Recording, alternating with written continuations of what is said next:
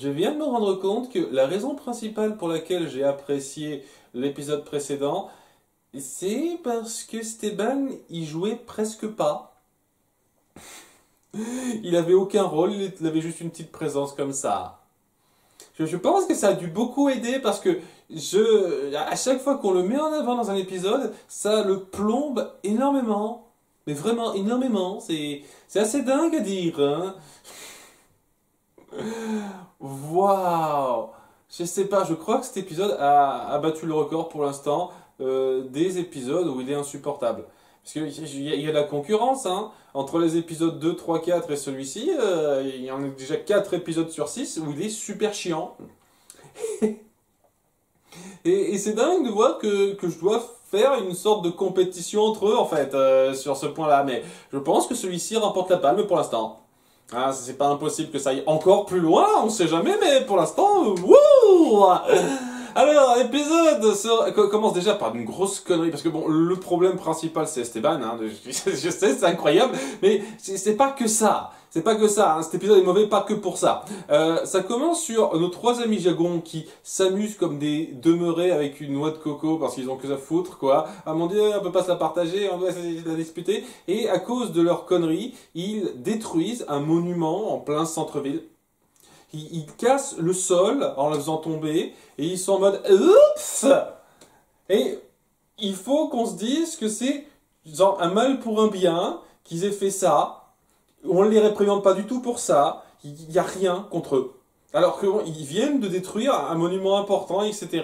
Et on s'en bat les couilles. Parce qu'il se trouve que par pure chatte, ou pas, on va dire, parce que c'est très particulier, ça a libéré l'accès vers une sorte de catacombe, un sanctuaire caché qui va attirer l'attention des responsables, hein. Le Grand Conseil qui a pris la décision sans Naomi de commencer des fouilles et il va y avoir la professeure Mendoza qui fouillera un petit peu le coin et se dira ah c'est incroyable, ça représente l'ancienne civilisation Maru qui habitait dans le coin il y a longtemps et ça serait très intéressant de s'y pencher, même si Esteban se dit ouais, ce serait bien de prendre rapidement les trésors qu'on trouve, de reboucher ça de façon à ce que les gens puissent circuler plus vite. Ce qui est peut-être la bonne décision, si on l'avait suivi pour ça, il n'y aurait pas eu de problème. Mais bon, ça va pas du tout compenser le fait qu'il va être un gros connard tout l'épisode en fait. Parce que voilà, Naomi arrive un tout petit peu après, quand on la prévient, ça va être l'épisode centré sur Naomi techniquement. Et elle donne rapidement son avis sur ce qu'il faudrait faire, et il y a Esteban qui la prend de haut en mode en foire fini. Et le truc avec ça, c'est que sur le principe, il n'a pas 100% tort. Je veux dire, ouais, tu n'es qu'une pêcheuse, et tu ne peux pas vraiment nous aider pour ce genre d'affaires. Et j'ai envie de dire, c'est pas faux. Elle n'a pas une expérience précise, un tant soit peu appuyée, pour ce genre d'affaires de fouille. Toi non plus, au passage, Esteban, de ce qu'on en voit. Et étant donné qu'il appuie ça avec un comportement extrêmement condescendant, on veut clairement mettre en place le fait que c'est lui qui a totalement tort sur toute la ligne. Et à cause de ça, ça amènera Elena à prendre la décision de la nommer chef responsable du chantier. Genre, ça peut pas être la professeure Mendoza qui s'y connaît, non, non, non, on va te nommer chef du moment, là, sur ce projet-là, et tu vas seconder la prof. Ok, très bien. Et on ne pourrait pas confier ça à quelqu'un qui s'y connaît, qui a de l'expérience. Tu sais que tu n'es pas obligé de déléguer toutes les responsabilités à forcément un membre de ton grand conseil. Ça peut être à quelqu'un de plus spécialisé à part, quoi. Genre les chefs de la gare de Gabi, ça pourrait le faire aussi, je sais pas. Naomi, qui s'y connaît pas du tout, et ça va être son moment pour se dire ouais, je vais leur prouver que je suis spécial avec sa petite chanson attitrée où elle dit des tas de fois spécial. Elle adore ce mot, hein. Je ferai quelque chose de spécial pour montrer que je suis spécial, spécial, Naomi spécial. Ok, bon, c'est pas si affreux que ça cette chanson, mais voilà, ça montre très bien que c'est l'épisode où elle doit s'affirmer parce que il n'y avait pas besoin qu'elle le fasse un peu avant. Et oui, j'ai jamais eu ce problème-là de la part d'Esteban qui a contredit un tant soit peu, enfin un tout petit peu au début dans l'épisode 1, mais à aucun moment on a un tant soit peu appuyé ce souci de considération d'Esteban. C'est que maintenant qu'on va appuyer ça, et donc après avoir donc fait son petit numéro musical auprès du port avec son père, quoi, elle va se rendre donc au chantier, toute préparée, etc. Et ce qu'on va appuyer, c'est qu'il n'y a absolument aucun problème avec elle. Elle a tous les outils qu'il faut pour bien gérer. Il lui manque juste la confiance en elle, le fait de savoir s'affirmer, en fait, c'est plus ou moins ça, quoi. Mais en gros, elle a tout ce qu'il faut. Elle ne veut pas se tromper, mais va y avoir juste Esteban qui ne voudra pas y mettre une seule seconde du sien et qui va foutre la merde du début à la fin. Et c'est particulièrement lourd, hein. Je vous jure, c'est très difficile à faire passer comme ça. Limite, j'aurais presque envie de vous faire un montage du moment où il dit ah, tu t'es encore trompé, hein, madame. Oh là là, faut pas faire confiance à cette fille. Ah, comme je vois, sous la direction de Naomi, les choses se sont empirées. Ah, comme d'habitude, tu fais pas les choses bien. Mais... Va niquer ta mère. Va niquer ta mère, Esteban.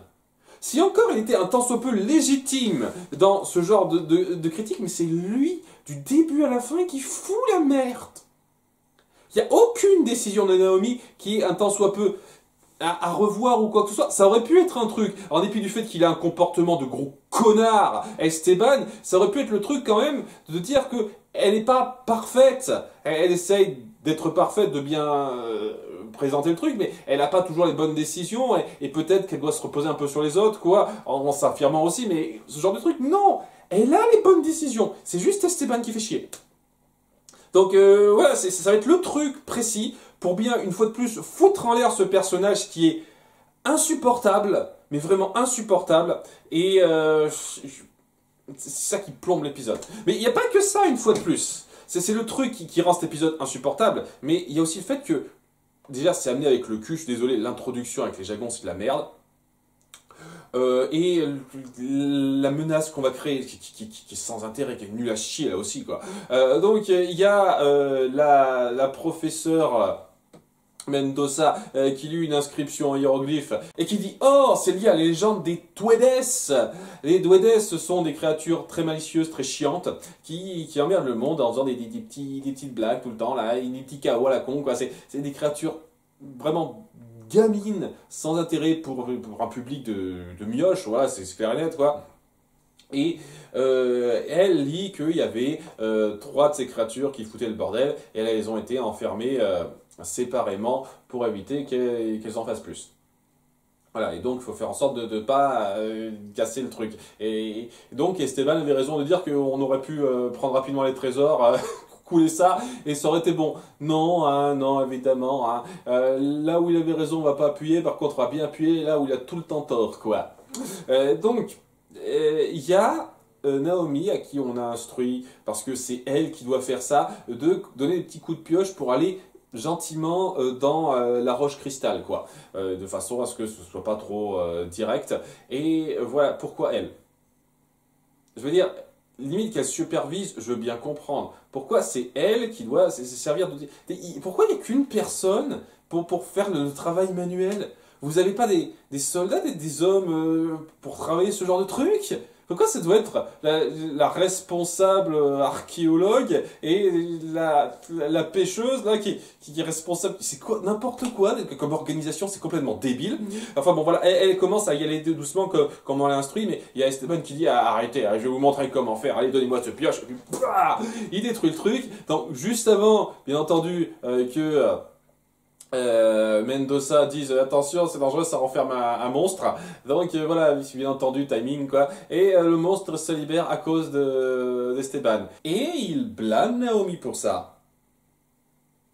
Ils vont à la poursuite du premier Dwedé qui a été libéré, parce qu'il y en a 3 donc, et qui part à la recherche de son compagnon, de ses 2 compagnons, parce que comme par hasard, alors qu'elle savait pas du tout que c'était un truc qui renfermait un Dwedé, sur son manuel qu'elle a, l'archéologue, il y a un truc qui indique l'emplacement des 2 autres Dwedes. Genre, t'as ce manuel sur toi qui t'indique qu'il y a 3 Dwedes enfermés, leur emplacement, et t'as pas fait le lien que c'était pile poil cet emplacement-là. Tu te fous de ma putain de gueule. C'est n'importe quoi. Bon. Bref, il a piqué ce truc pour savoir où trouver son compagnon, et grâce à ça, il s'y rend, on le poursuit, et il y a Esteban qui va encore faire chier le monde en fonçant dans le tas avec une barre de fer, il se la fait piquer, et grâce à ça, le premier Dwedé délivre le second Dwedé. Et qu'est-ce qu'il fait? Il blâme Naomi pour ça. Donc, ça commence à devenir délicat, surtout qu'en lisant les hiéroglyphes, alors que Esteban lui dit hey, qu'est-ce que tu perds ton temps à lire des hiéroglyphes en or, là, dans cette caverne ?» Elle découvre un petit peu ce qui se passe, c'est-à-dire qu'ils ont tous les trois un médaillon, et si leur médaillon est réuni, ils peuvent créer une clé, et qui peut ouvrir le portail du monde des Druides, et en déverser des milliers dans le monde, hein, sur Avalor.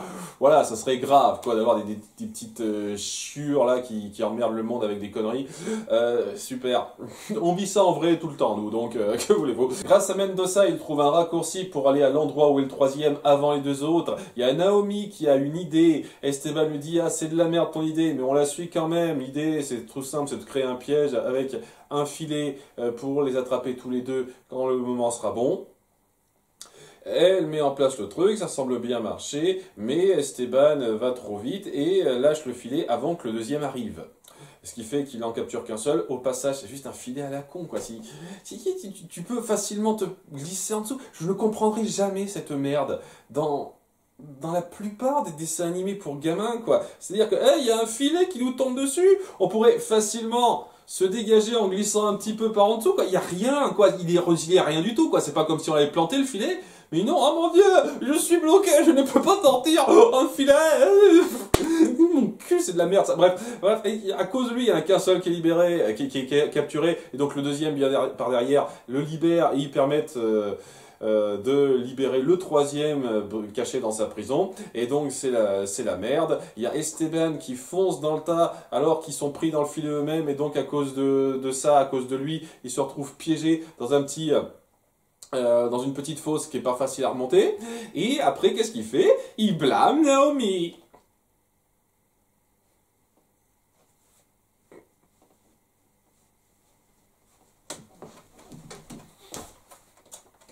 Je vais pas gueuler, je vais pas gueuler.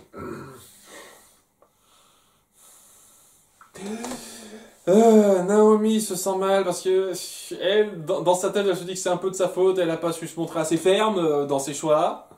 Non, c'est juste parce qu'Esteban était un gros connard chieur, c'est tout, c'est ça le principe, désolé. Mais ouais, il faut qu'elle sache s'affirmer davantage. Et donc, grâce au mot d'Elena, elle finit par avoir l'idée d'utiliser le filet qu'elles ont pour, comme Michel, de façon très basique, mais bon, ouais, pas grave, avec des détails de la physique. Je suis désolé, tu balances un filet comme ça en haut de quelque part, ça s'accroche vaguement à quelque chose, ça va pas porter le poids d'une personne entière. Je suis désolé, hein, à moins que vous ayez un filet magique, je sais pas d'où ça sort. Donc, ouais, ils finissent par sortir et aller à l'endroit où doit être libéré, activer le portail pour faire venir les gens de leur monde. Donc, ils utilisent les Jagons qui apparaissent pour les aider. Parce que c'est eux qui ont provoqué ça au départ. Et à aucun moment donné, ils se sont dit qu'on va rester là pour regarder un petit peu ce qu'on a enclenché. On n'en a rien à foutre. Vraiment, les Jagons, pour l'instant, je trouve qu'ils sont chiants et sans intérêt. Tellement sans intérêt dans l'histoire que vous mettez en place. C'est juste un moyen de transport, quoi. Elle aurait juste un espèce de truc magique sur elle qui lui permet de voler d'un endroit A à un endroit B. Ce serait pas plus mal, en fait, de la part d'Elena. Hein. Ce serait peut-être mieux que ces personnages chiants, j'aurais envie de dire. Enfin bref, quoi. Il les aide à se rendre au dernier endroit, ils sont à dire ah on sert à quelque chose, ça fait peu, hein, et lors de cette confrontation, alors qu'ils ouvrent le portail et que les leurs mettent un certain temps à le passer, mais j'imagine que ouais, ils sont pas juste à côté, les Dweddes, à se dire ah quand est-ce que ça va être ouvert, donc ça peut être compréhensible. Et ben Naomi a un plan très basique de les capturer enfin, tous les trois en même temps, de les balancer à travers le portail et de le refermer en prenant la clé. Ce qui est mis en scène de façon pas super forte d'un point de vue visuel. Une fois de plus, lorsqu'on est dans l'action directe, un petit peu vive, c'est pas non plus la meilleure animation du monde, loin de là. Mais étant donné que pour terminer cette histoire, elle a enfin travaillé avec Esteban en lui disant ok, suivez ce que je dis, arrêtez de discuter, espèce de connard. il la respecte rapidement après coup. Et vraiment un détail de 3 secondes, c'est vraiment l'ultra minimum syndical. Et encore, j'estime que même là, c'est pas minimum syndical, mais bon, au moins il fait son micro mea culpa à la con. Alors qu'il n'aurait jamais dû le faire. Si ça avait été un personnage un tant soit peu réfléchi, il aurait été mieux mis en place et on n'aurait pas fait cette merde. Je suis désolé, on n'aurait pas fait cette merde, quoi. Et donc, grâce à ça, elle a garni une espèce d'affirmation en disant voilà, maintenant je suis quelqu'un de super fort, spécial, je l'ai enfin compris, je l'ai fait comprendre aux autres, on est content pour elle. Ouh. Le cadre était niais, c'était niais, des espèces de petites créatures blagueuses qui font chier le monde, et un portail à la con que vous sortez de votre cul, amenez n'importe comment, c'était niais au possible, le cadre ça n'a pas aidé, mais le problème principal, c'est que dans l'idée de vouloir faire en sorte que Naomi s'affirme, on la met directement en conflit de façon grossière et lourde avec Esteban, qui devient de plus en plus chiant à chaque fois qu'on le met en avant. Vraiment. Alors que, même principe, même principe. Vous pouvez faire quelque chose de pas mal. Déjà, libérer un mal inconnu, peut-être un tout petit peu moins con que ça, moins gamin que ça, peut-être, ça aurait pu le faire, je sais pas. Amener ça d'être un petit peu mieux, et montrer que, voilà, Esteban a des doutes par rapport aux capacités de Naomi, parce qu'elle est jeune, et c'est compréhensible de son point de vue, j'ai envie de dire, oui, l'inexpérience fait qu'on n'est pas forcément doué pour tout et n'importe quoi. Sincèrement, qu'est-ce qui la rend particulièrement experte en archéologie, en comment savoir gérer ce genre de truc? Rien du tout.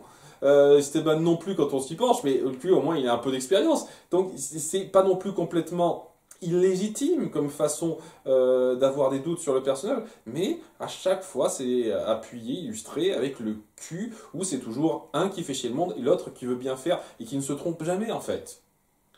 On aurait pu faire en sorte que Naomi ait des doutes, se trompe un petit peu, n'ait pas toujours la bonne approche parfaite à chaque fois, et que ses erreurs la fassent apprendre à mieux savoir comment gérer la suite. Et qu'Esteban ait des doutes de façon moins directe dans ta gueule, moins t'es nul, et qu'il montre cette espèce de condescendance de façon plus subtile, en essayant sincèrement de bien faire et en n'étant pas le gros débile qui fout les choses en l'air régulièrement, parce que c'est que lui le problème. Il ne serait pas là, il n'y aurait jamais eu de problème. Le premier Duende n'aurait pas été libéré, le second Duende n'aurait pas été libéré, puisqu'ils auraient fait en sorte que le premier Duende n'ait pas sa barre de fer, et donc ils auraient pu l'avoir sans ça. Elle aurait capturé les deux autres Duende sans lui, elle a fait tout ce qui était juste, c'était toujours lui qui a foutu la merde. Et en fait, vous savez quoi? On a eu cette configuration qui a su marcher dans cette série, dans l'épisode précédent, avec Gabi et Matteo. Gabi qui a du mal à accepter Matteo comme mage royal, qui a du mal à voir ses faits parce que il y a le problème de la jeunesse, le fait qu'il est un petit peu maladroit et qu'il réussit pas tout parfaitement en fait. Même si c'est pas non plus superbement mis en scène, on comprend les doutes que peut avoir le gars et c'est pas mis en scène de façon à ce qu'il se comporte automatiquement en gros connard envers lui. Il le blâme, il le critique, mais il n'essaye pas de tout rapporter le problème à lui. Et le moment où il finit par le respecter, c'est un petit peu appuyé dans la scène d'action de fin, où ils font quelque chose ensemble de façon beaucoup plus poussée et appuyée que ça. C'est dingue de voir comment vous savez bien faire un truc une première fois et la rater la seconde fois, c'est énorme. Donc, cette espèce de conflit que vous mettez en place, c'est juste le connard qui emmerde le monde et la personne qui fait tout bien et qui doit gérer ce connard-là, en fait. C'est ça le principe. Et c'est de la merde. C'est de la grosse merde comme dynamique, surtout si je suis censé considérer Esteban comme un protagoniste. Parce que pour l'instant, Esteban, c'est juste un gros chieur. C'est tout ce que c'est. Alors, désolé, je vais pas être conciliant avec ça, hein. C'était de la merde cet épisode, hein. Un gros pouce baissé, j'emmerde cet épisode, hein. Le pire, facilement, qu'on a eu jusqu'à présent. Parce que même l'épisode 2 que j'ai pas aimé, il y avait quand même des trucs que je pouvais un petit peu apprécier dans la mise en place, quoi. Rien, que dalle, là. Il y a que dalle qui sauve quoi que ce soit. L'idée de base aurait pu passer, mais elle a été exploitée, exécutée avec le cul de bout en bout. C'était un épisode de merde. Je le dis clairement.